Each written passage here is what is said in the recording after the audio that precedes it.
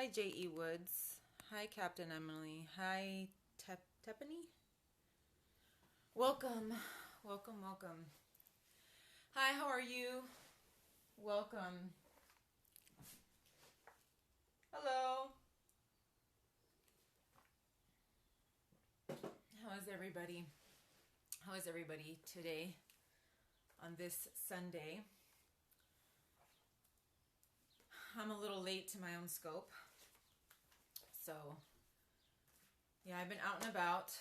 Medium lemon. Yes. Yeah, today is one of those days. It was a busy day, but it was nice. I feel like the lighting is kind of off. Like I'm kind of in the dark a little bit. Your day just started. Oh, where are you from?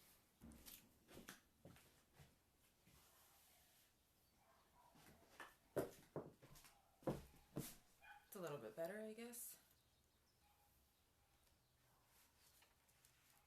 Korea. Oh my God. Wow. What time is it in Korea?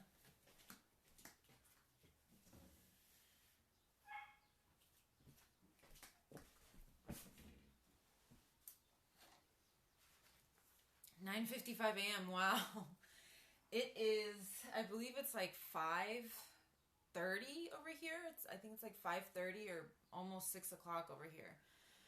In the evening, in the afternoon. So yeah, so wow, that is early. Good morning to you.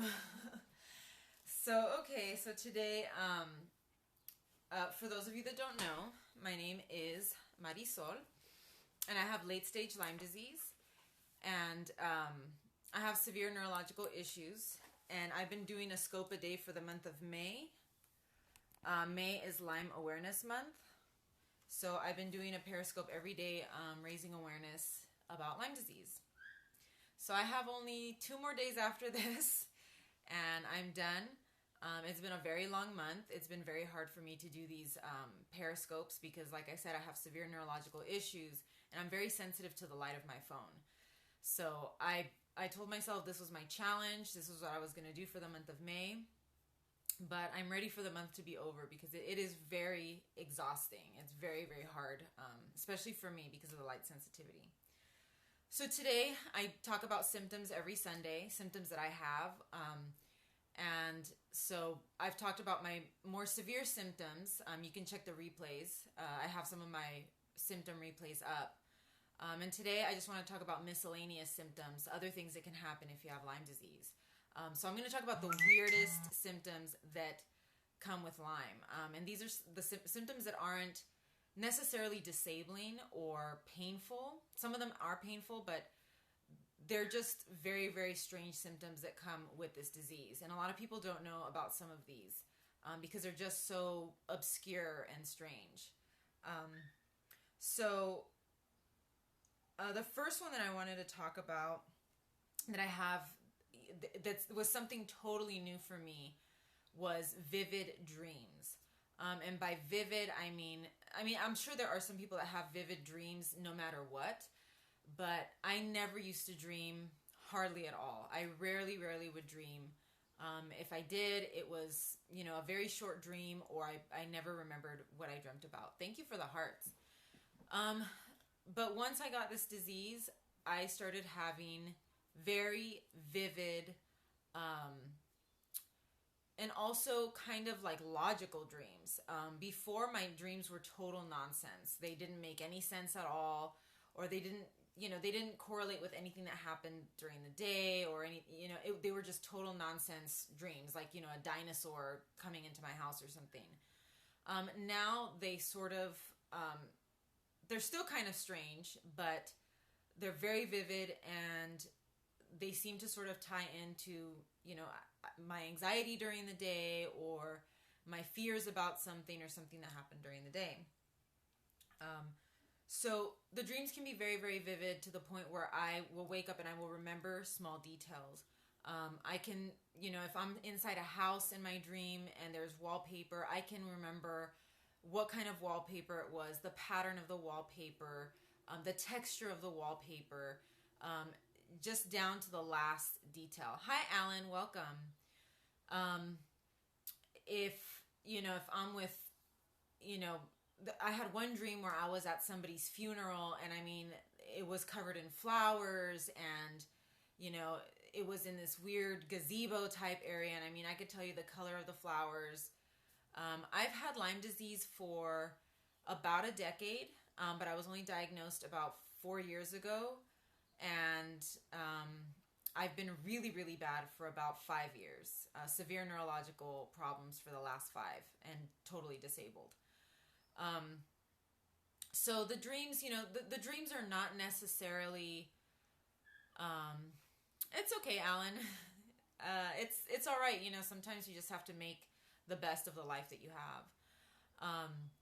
The dreams are not necessarily painful, but they can be because they're so vivid, they can be really mentally and emotionally hard. For example, I had one dream where I was at some kind of vacation home with my family. Yes, vivid dreams are a symptom of Lyme disease. It was something that I never experienced before. I slept like a rock, rarely would dream. But since I've had Lyme disease, the dreams have been really, really intense. So I was, at a vacation home with my family. Hi, Pluto, welcome. And there was a tsunami. And I remember during the day, something had happened, not in my dream, in my real life, with my sister's dog. I think I wanted to take her to a dog park or something, but I was really worried that she would get loose from me. And so I didn't end up taking her to the dog park. Went to sleep, had this dream, and so I'm at this vacation place with my family, and here comes this huge tsunami, which has also been a recurrent dream for me. And so here's this huge tsunami coming at the vacation house, and I could see it from far away, and I know it's coming, and it's so vivid and so clear. And everybody's evacuating the house, and I look at everybody and I go, "Hey, where's the dog? Where's the dog? Somebody's got to get the dog." And so I get the dog, I have her on a leash, and we're all leaving the house. And as we're leaving the house, the dog breaks from the leash and starts running towards the wave. And I'm desperately trying to get her, and I'm running towards the wave myself, trying to get her, and I'm horrified, and I'm scared to death. And I can feel my heart pounding, like I'm super scared. And so I run, and she ends up jumping into the wave, and I jump into the wave with her. And suddenly everything just gets very quiet, very dark. And then I see like a face come at me, in the water, and then I wake up.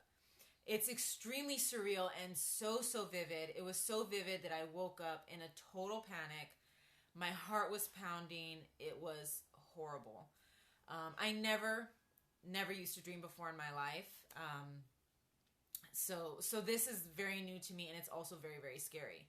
Yeah, I mean, it's just something that I've never experienced in my life. Sometimes it can be cool. If I have a pretty pleasant, it is tied to Lyme. Yeah, I've heard that it's actually a specific symptom to certain infections, of other co-infections from Lyme disease.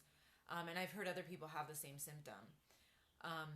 But it's just so new to me and so scary and shocking.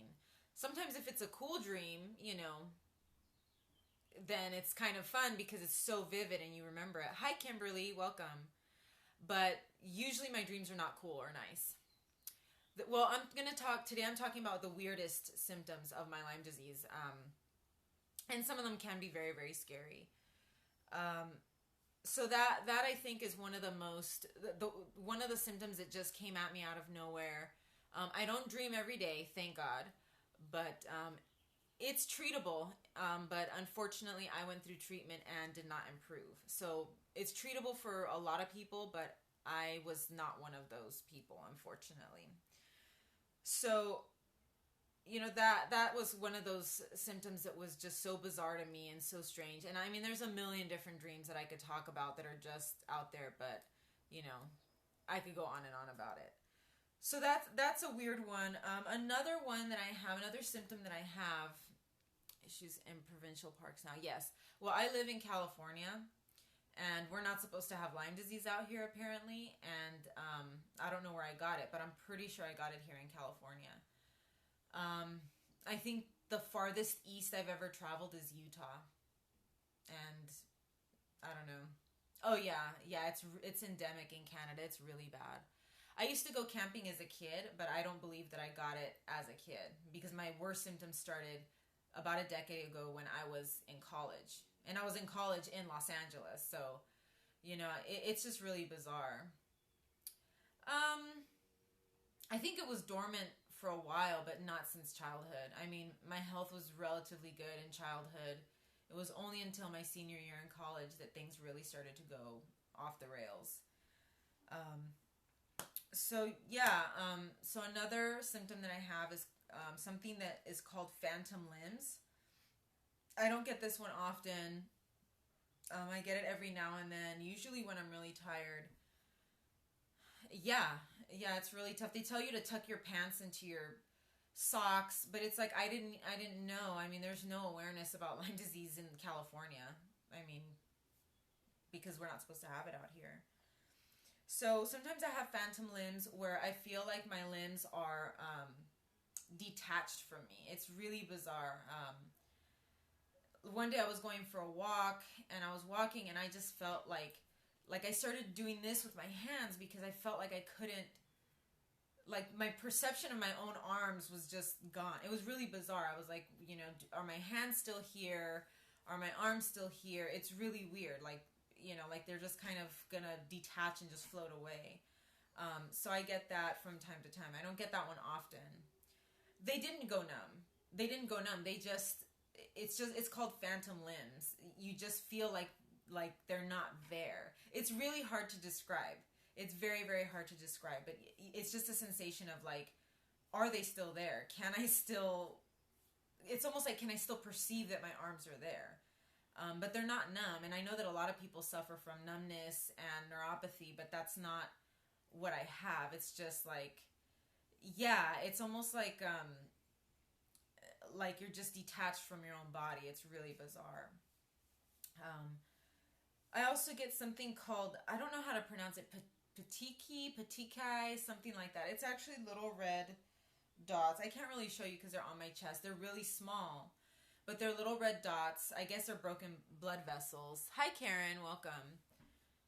And I've been getting these forever, for a really, really long time. And I used to look in the mirror. Hi, how are you?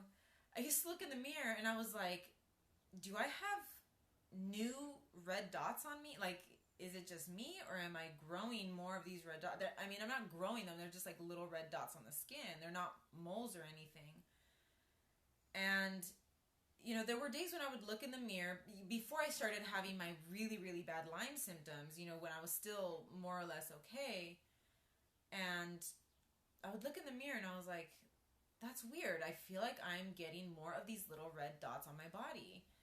Hi, Superfro, welcome. And, then I would kind of forget about it. And then I would, one day go back to the mirror and look again. And sure enough, I felt like I had more of those red dots on me. And I feel like they come and go also. Like they disappear and then they come back. And I was like, that's bizarre. Hi, how are you? So when I finally started getting really, really sick, it's really hard. Yeah, that's really, really hard. And once it's late stage, it gets really complicated and, really difficult to treat. So finally, when I started getting really, really sick, with all the neurological stuff, I read the book written by, I forget her name. She was the lady that, was the first one to, get Lyme or to know, what it was. Or Polly McMurray, I think her name is, or Polly Murray, something like that. And she wrote a book called The Widening Circle. And so once I got my diagnosis, I bought the book and I read it. And she's talking about this weird thing that she's getting these red dots on her chest. And I'm reading the book and I'm getting, goosebumps, on me. And she's like, yeah, I just started seeing a lot of these little red dots appear on my chest. And I pull down my shirt and I look at my chest and I have all these red dots on my chest. And I was like, oh my God, like I never knew what these things were until I read that book. I didn't know they were related to Lyme disease at all. But apparently they are. It's like broken blood vessels or something under the skin. It's like lack of oxygen. Another thing that I read in her book that really freaked me out was that she was talking about how when she first started getting sick, she would get these huge black bruises on the back of her legs. And she couldn't remember bumping into anything. And if you think about it, if you bump into something, you bump into it with the front of your legs or the front of your body, usually, because you're moving forward. And she said, I was getting these huge bruises on the back of my legs, and I wasn't hurting myself anywhere. I wasn't hitting anything. I couldn't figure out, it's bizarre. She's like, I couldn't figure out where these bruises were coming from. And, I started thinking back, and I was like, I used to get these really weird dark bruises on the backs of my legs, usually. I don't really get bruising on my arms. And I would always think to myself, like, did I hit myself on something? Did I sit down too hard? What did I do? Thank you for inviting followers. And I was just like, what is going on? And when I read the book, it just totally freaked me out that she had the same thing. Like, some of these symptoms started matching up because I hadn't, even though I had encountered other people with Lyme, I hadn't really talked to anybody, or I hadn't related to anyone else symptom-wise. And I started reading this and I was like, wow, so that's where all of these weird, mysterious symptoms are coming from. According to my former doctor, I've had it for about a decade. But my worst symptoms started about 5 years ago, and that's when I became totally disabled and not able to work. So, yeah, that was really, really crazy. The bruising and just not knowing, where these things were coming from and going nuts because I was like, where am I getting these bruises? And speaking of going nuts, another symptom that I have that's really weird. Hi, SoCal Jinx. Thank you for inviting followers, Superfro. Thank you so much. And I really appreciate the hearts and, the invites and the shares and everything.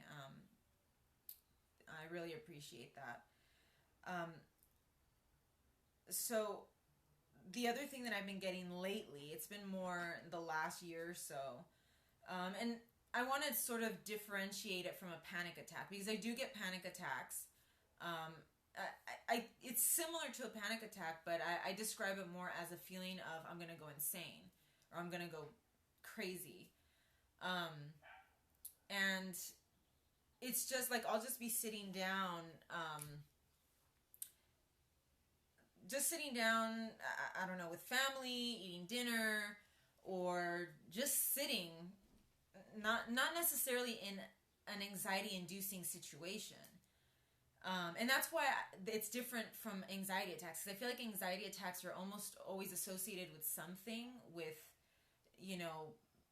being in public or being around people. And this other sensation can happen to me just out of the blue. I can be in bed, I can be sitting by myself, wherever. And all of a sudden, I just start feeling like, oh my God, I'm going to go crazy. I'm going to go crazy. I'm going to go totally insane right now. Like, kind of getting panicky, but also thinking, I'm going to lose my mind right now. Like, I feel like I'm going insane. And I'm sitting there, and I just try to talk myself down from it and tell myself, no, you're not going to go crazy. You're fine. You're just, this is just something going on in your head. And I'm just sitting there, and it's like, okay, it will pass. And, it does. It eventually does pass. It's just this, like, instant little, almost like revving. I'm revving up. In my head, it's just revving and it goes up and then it kind of comes down. So it's sort of like a panic attack, but I think with the panic attack, you get more heart pounding. A panic attack feels more like in my chest and my head, whereas the feeling of going crazy is just like, it's just in my head. Kind of like an adrenaline rush, yeah. Like just this weird sensation out of nowhere. I don't know where it comes from. It's just a bizarre thing. Another really weird symptom that's also crazy making is something called an earworm. And I don't know, this happens to everybody. It happens even to people that don't have Lyme disease. But I recently read that people with Lyme disease are especially susceptible to earworms. And basically what that is getting a song stuck in your head and it just plays over and over and over and over again. Let me know if I'm breaking up because I see that I'm kind of breaking up on my phone. So basically it's just a song playing over and over and over. Usually it's the hook of the song just going over and over and over and over again. It's not an actual worm. It's called an earworm because it gets stuck in your brain and the song just keeps playing over and over and over again. And I get these so much. I love listening to music, but it's enough to make me want to stop. Yeah. I mean, it just drives me nuts. And it's usually a very catchy song, and it's usually the hook of the song. And I love the song, but after hearing it in my head, and this usually happens to me at night when I'm going to bed, where it's just going and going and going and going. And, I mean, it is horrible. And I actually read recently in the Lyme Times, which is the official magazine for Lyme disease here in California, there was a lady talking about how she gets these earworms that are just non-stop. I mean, they're just going and going and going. And she loves music, but she says it just drives me insane to the point where I just want to stop listening to music. So, you know, it was strange, again, to read someone else having this symptom, you know, when I have it, you know, and when it's actually going on and, you know, I'm reading that other people have, you know, this symptom. It's such a bizarre symptom, and you would never suspect that it's related to Lyme. I mean, it happens to everybody, but it's just especially aggressive. And you get to the point where you're just like, I want this to stop. I want it to go away. Especially when you're tired and you want to go to sleep. It's just something that you want to quiet your brain so that you can sleep.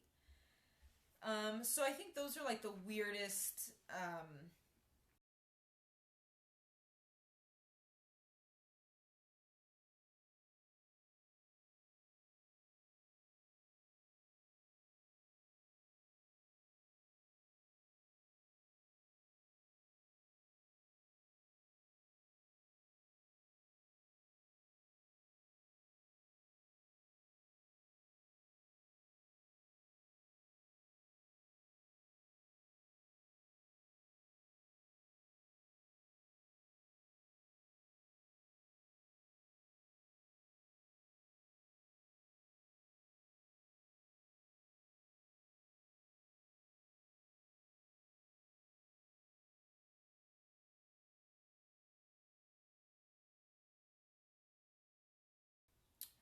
Marisol has Lyme.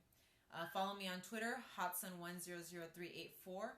And you can also find my YouTube link on my bio where all of my previous broadcasts are saved. So I will be back tomorrow, and I will also try to schedule a Q&A session probably on Tuesday, which is my last day scoping about Lyme. So thank you guys. Thank you for the